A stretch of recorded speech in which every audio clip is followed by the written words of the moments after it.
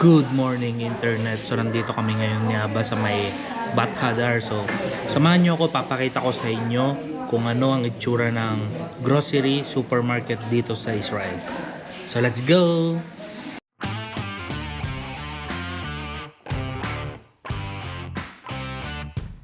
So bago ako pumunta ng grocery at ipapakita ko sa inyo, sasamahan ko muna si Aba dito sa may Bat Hadar. So ito yung hall kung saan may magaganap na movie, singing o kaya kwentuhan yan.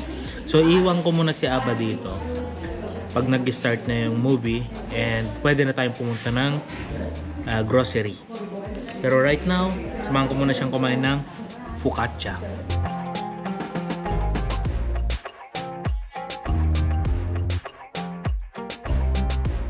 Yun, so naiwan ko na si Aba.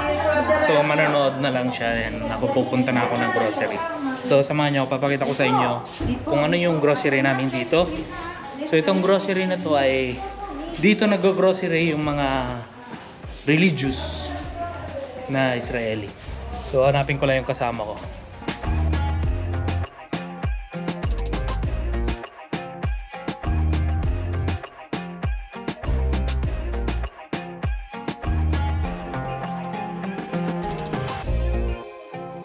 So pumasok muna kami dito sa may fly shop, nakita ko.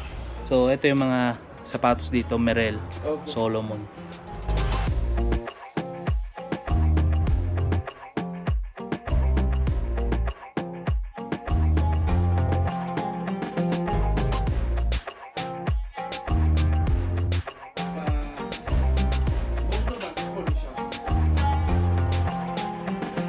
So nakakita ako ngayon dito ng bag. Ito siguro yung bibiling ko. So Balik ka na. 300 shekel. Ito na siya, Outdoor Revolution.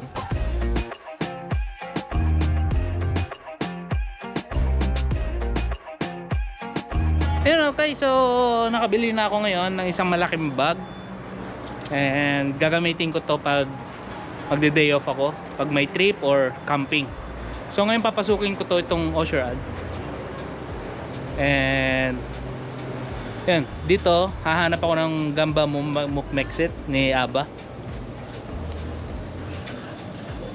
Nelson, ba't tinistop ako nito? Yun, so pinagbabawal nila dito ang camera. Ewan ko kung bakit, pero makakapag-camera pa rin tayo.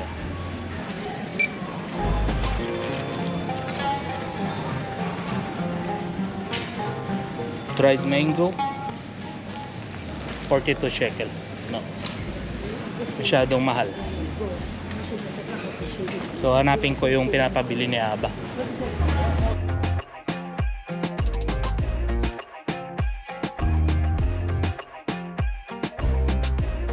So hindi ko pwedeng may pakita sa inyo lahat dahil pinagbabawal nila ang camera. Ewan ko kung bakit. Grocery naman to.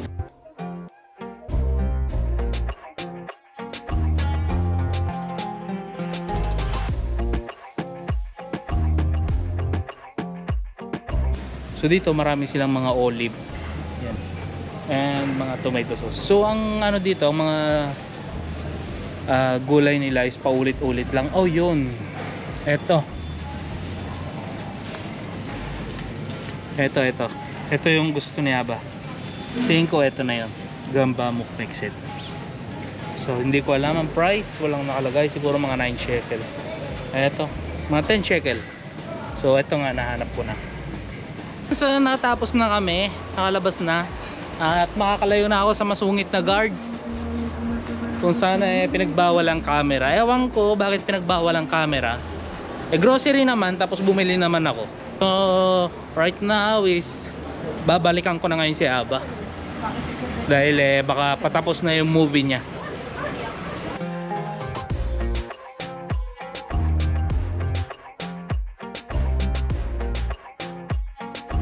Okay, so natapos na yung documentary na pinanood ni Aba.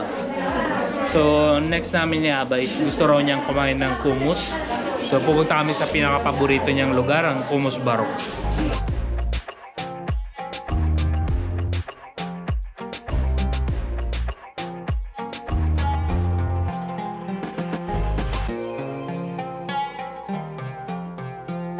Nandito na kami ngayon sa may Kumus Barok sa kinakainan ni Aba.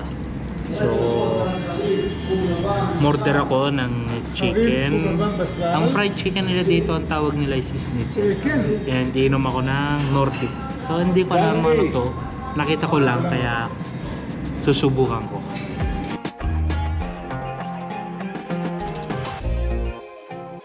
Umorder tayo dito ng fried chicken or schnitzel. Ganito ang magiging itsura niya. So, ito yung chicken. And merong mga salad dito, tsaka pritong talong. Masarap siya. Samahan nyo kami. Let's eat!